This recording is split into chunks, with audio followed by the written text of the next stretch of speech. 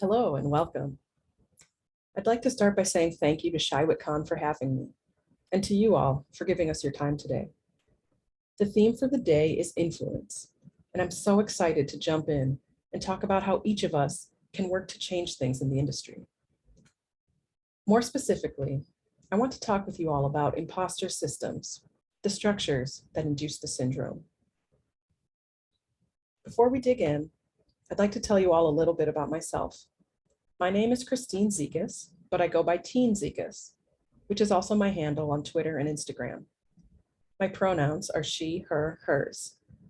I used to teach high school math, but I made a career change about 6 years ago and have been working as a software engineer ever since. And like many of you, I am an imposter, or at least my brain likes to tell me I am. Here's a quick overview of what we're going to be discussing today. We'll start with what imposter syndrome is and what it looks like in the tech industry. Then we'll get into the systems that contribute to the widespread nature of imposter syndrome. Next, we'll talk about how to address those systems head on. And finally, we'll end with a call to action, concrete steps each of you can take with you to your organizations.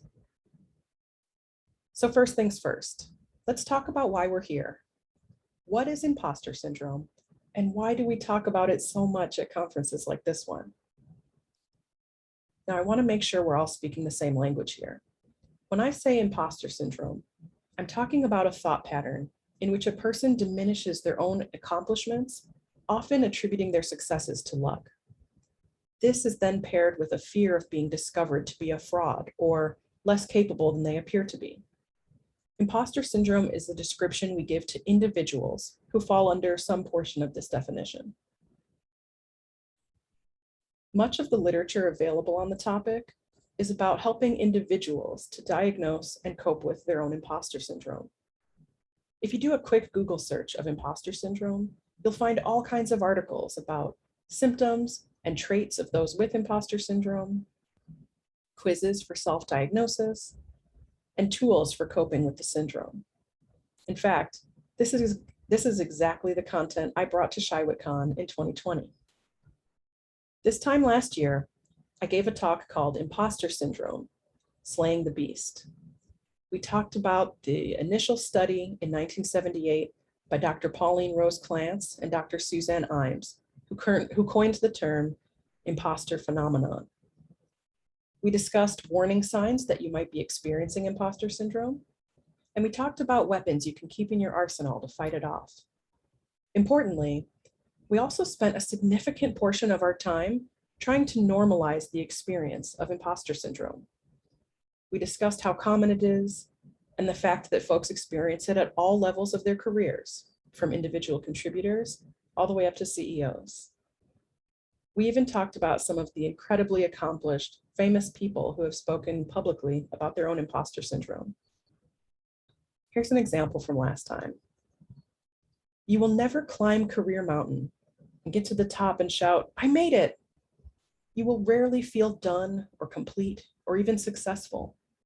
Most people I know struggle with that complicated soup of feeling slighted on one hand and like a total fraud on the other. This is a quote from director, actor, producer, and writer, Amy Poehler. Here's another one. I've written 11 books, but each time I think, uh-oh, they're going to find out now. I've run a game on everybody, and they're going to find me out. This from the renowned author and Nobel laureate, the incomparable Maya Angelou. This is one I didn't share last time. It never goes away. It's sort of like, you're actually listening to me? It doesn't go away, that feeling of, I don't know if the world should take me seriously. I'm just that little girl on the South Side who went to public school. This is a quote from attorney, author, and former First Lady of the United States, Michelle Obama.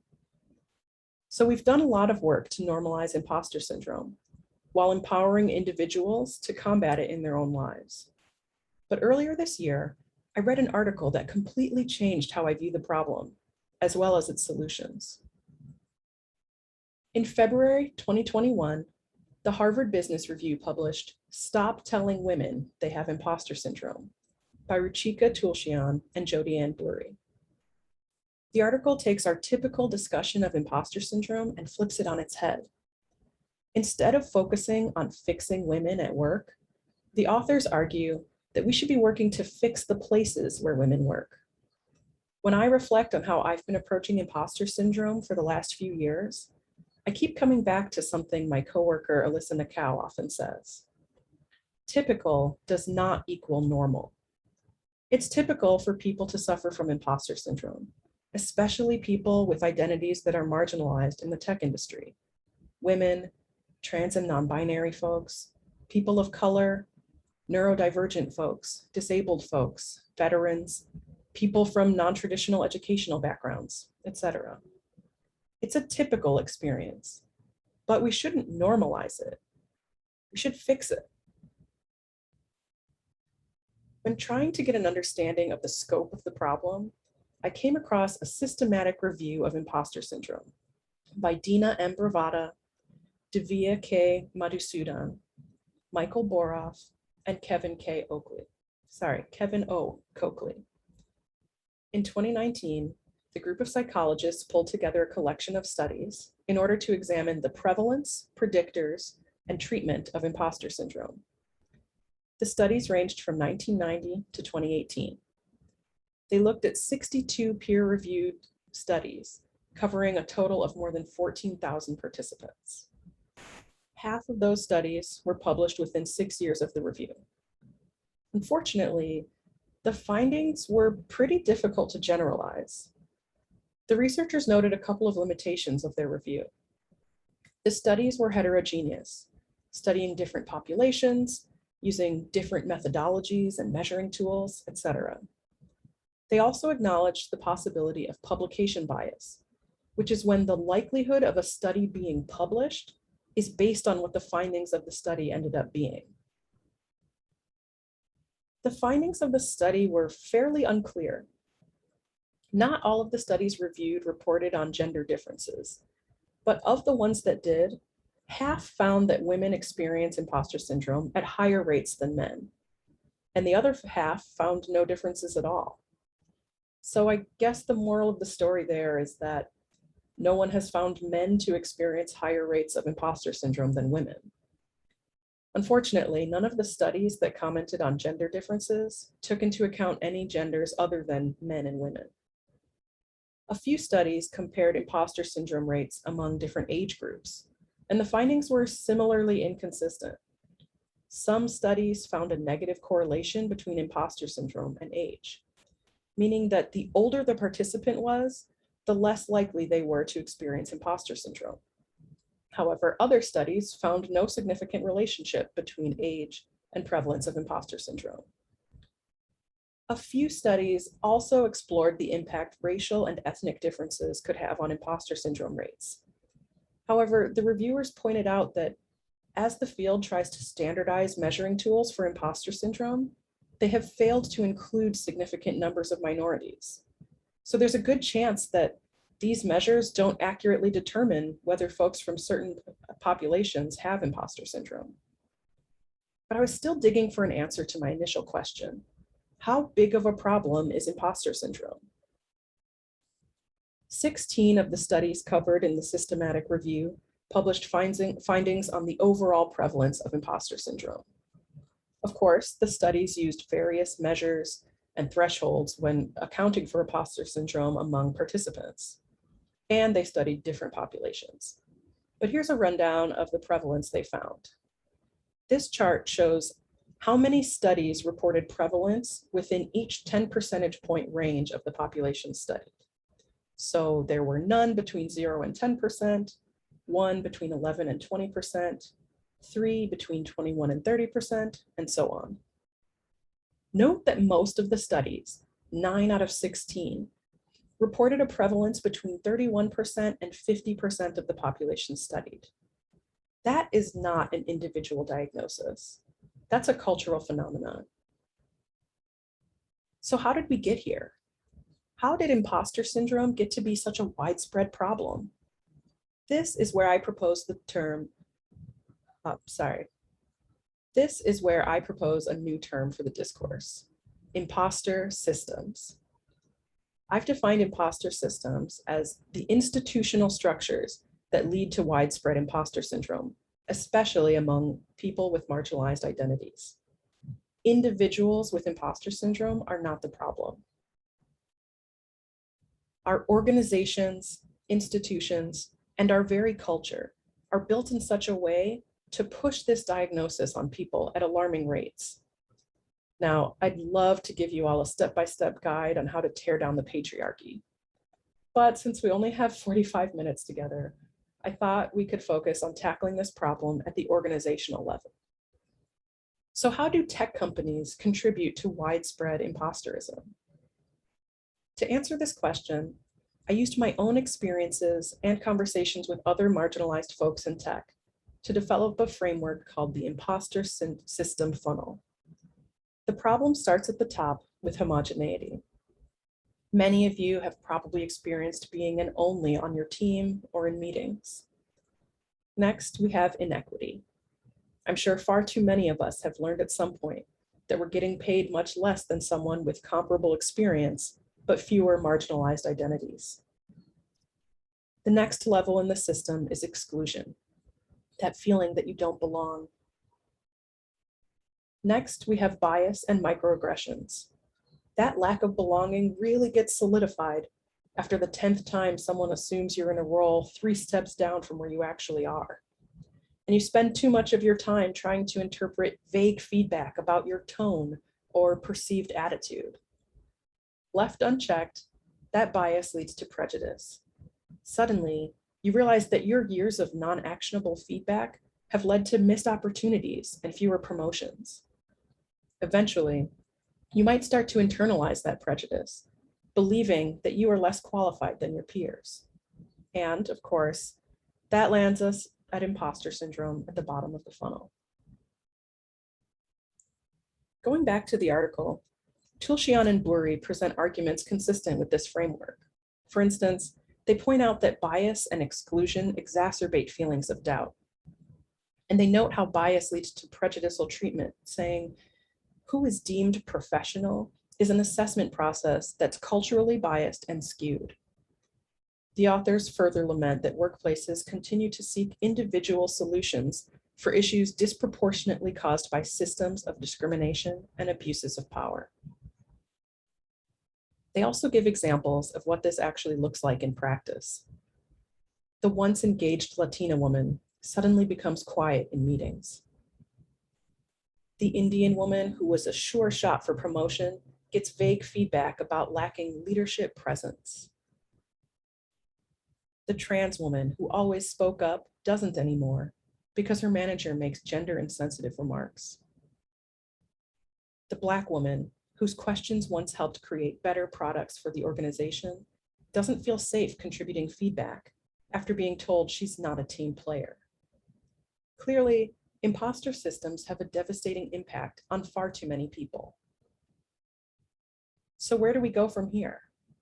Let's talk about how we can tear down imposter systems and create imposter-free organizations.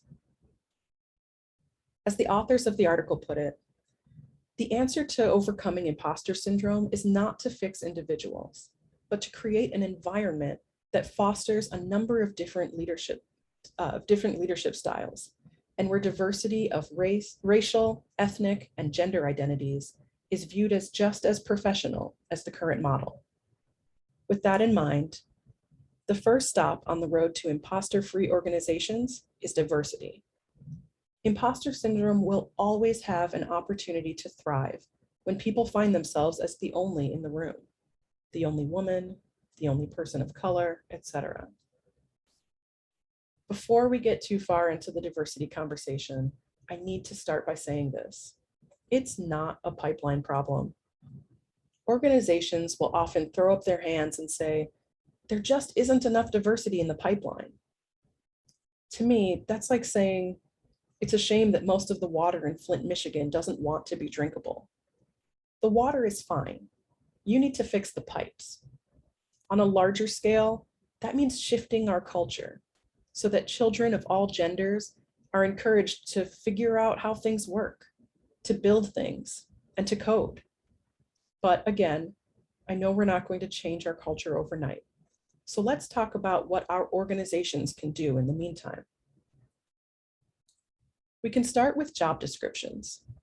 Review your job descriptions and remove masculine and racist language, such as ninja or guru. Include the salary range on job descriptions. This can prevent marginalized folks from undervaluing their skills and helps to not waste anyone's time if there's a mismatch in expectations. Finally, interrogate your assumptions as you assess whether a degree is truly required to meet the job functions. And if you find that it isn't, don't put it in the description. Another thing organizations can do is to expand the candidate pool. Post jobs on diverse job boards and partner with boot camps to recruit their graduates. Also, consider the distribution of employees amongst your teams. For example, if you only have 2 women engineers, don't make 2 teams quote unquote diverse by isolating them as the only on each team. But at the same time, if you have 6 women engineers, don't have a team of just women. That's not diversity either. The next stop on the road to imposter-free organizations is equity. Treating employees equitably is a must for dismantling imposter systems. Before we dig into this concept, I want to make sure we're all talking about the same thing. So let's cover the distinction between equality and equity. Many of you have probably seen this image before, and unfortunately, I wasn't able to find the original source, but let's talk about it. This first graphic here represents equality. Everyone is given the same supports, so they are being treated equally. But as we can see, this hasn't solved the problem for everyone involved. Next, we have equity. In this image, everyone is given the supports they need in order to be able to watch the game. They are being treated equitably. Not everyone needs the same things from their managers or from their organizations.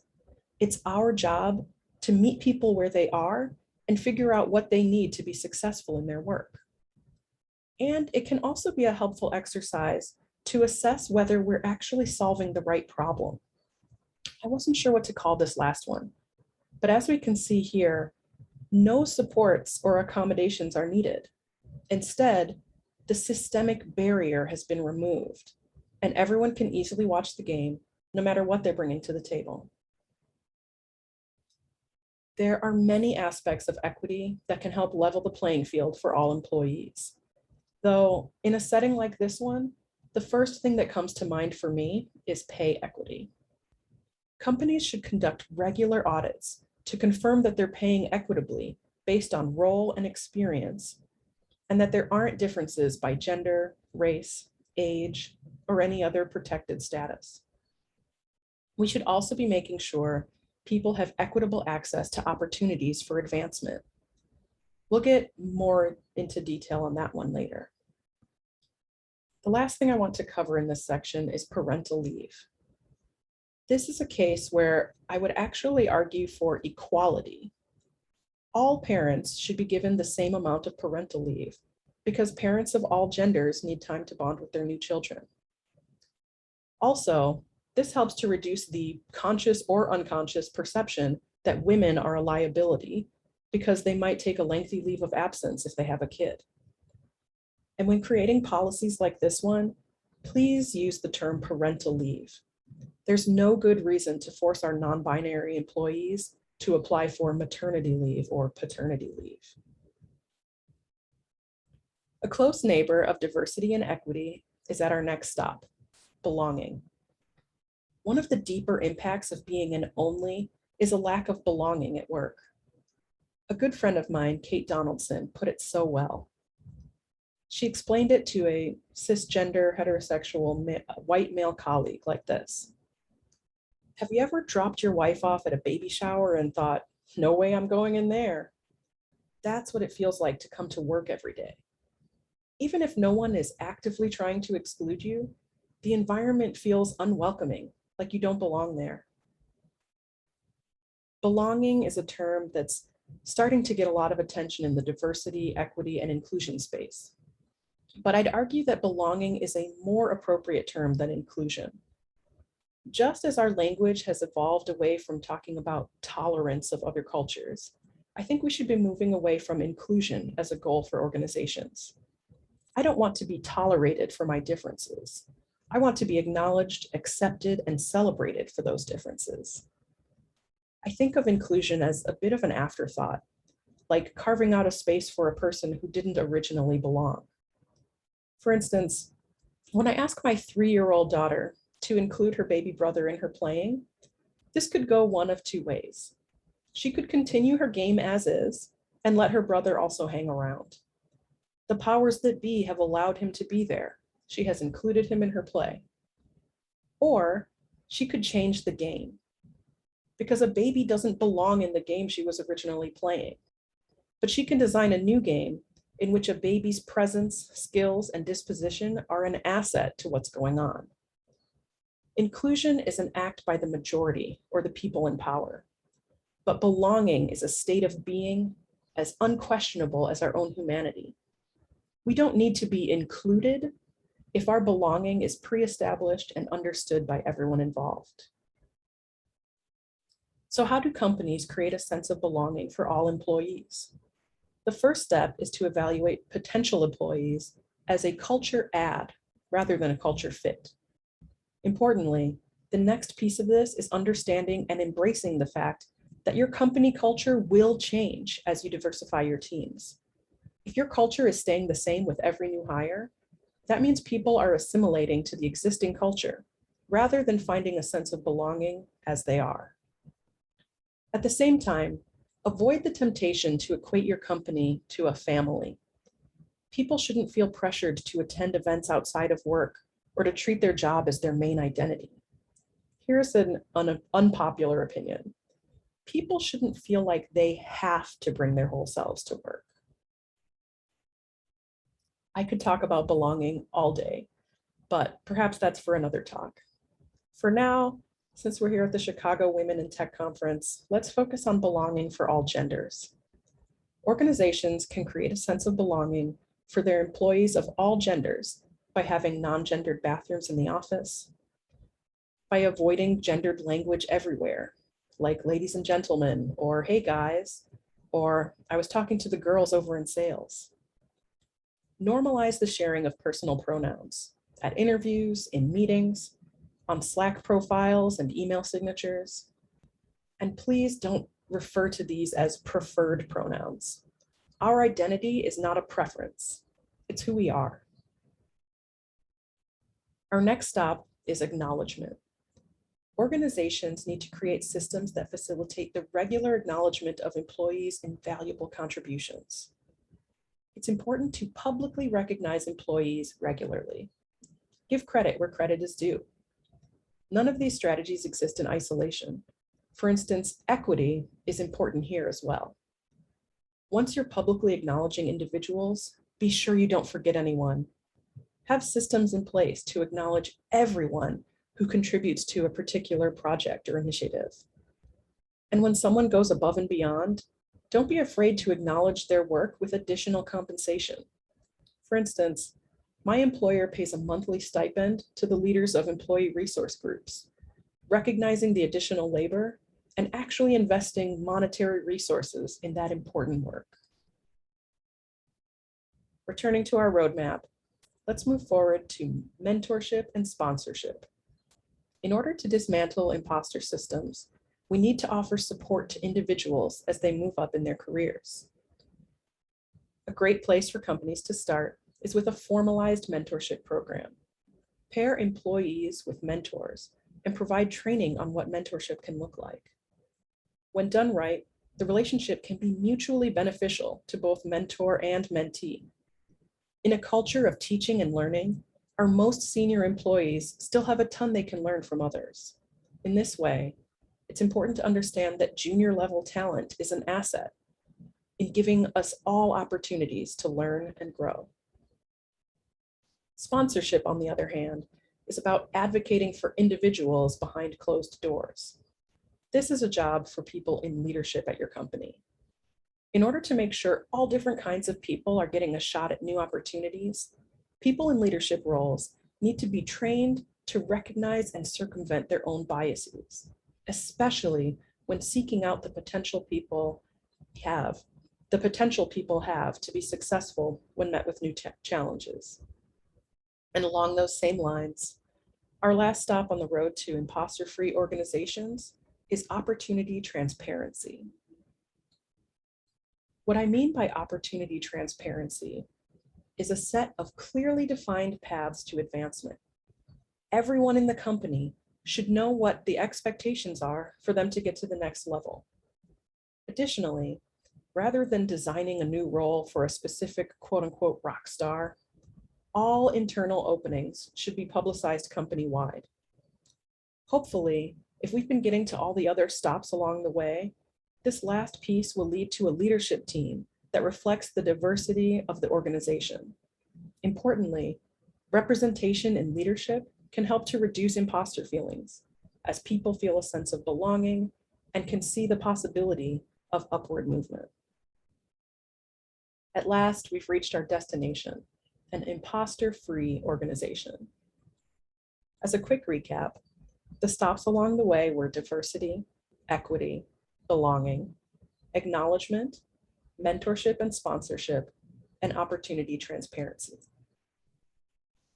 So what comes next? It's time for our call to action. As I mentioned before, the theme for the day is influence. So how can each of us influence change at our respective organizations? First, it's important to get an idea of where your organization is along the path to being imposter-free. When you have time, take a few moments to go through the SWOT analysis. This means to first identify the strengths of your organization, the things along the roadmap that the company is already doing well. Do you have a head of diversity, equity, and belonging? Or better yet, a team? Next, list out the company's weaknesses, areas where a lot more work is needed. Then consider the opportunities, the things your company can do next to get closer to your goal. And finally, list out the threats. What are the possible obstacles that could get in the way of taking next steps?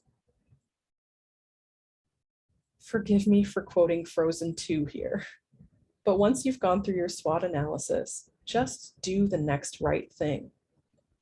Look at your list and figure out what a plausible but valuable next step could be. Think about your connections and what your scope of influence can be right now.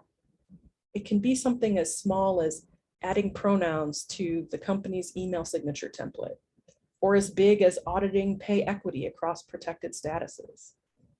Next, decide who you need to talk to in order to make it happen. Who are your likely allies? And importantly, who has the necessary pull to make the change you envision? And then start the conversation. Know that your voice is invaluable and that things can change when you use it. Well, that's all I have. Thanks again for your time. I'm happy to answer any questions you all have during the Q&A.